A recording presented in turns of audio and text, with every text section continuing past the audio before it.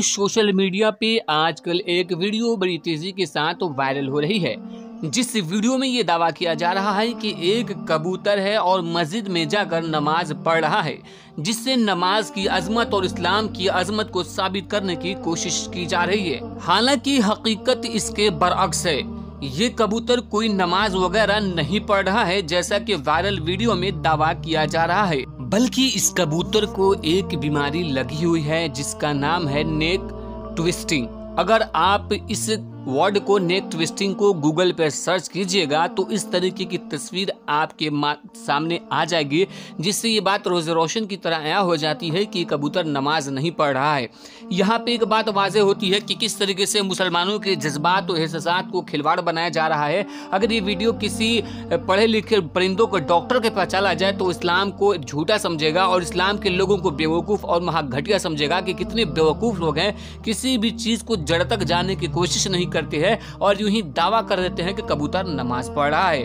दोस्तों, इस वीडियो को ज्यादा से ज्यादा लोगों तक शेयर करें ताकि पता चल सके कि ये कबूतर नमाज नहीं पढ़ रहा है बल्कि बीमार है और इस बीमारी का नाम है नेक ट्विस्टिंग, ताकि वो भी जान सके और झूठ से बच सके।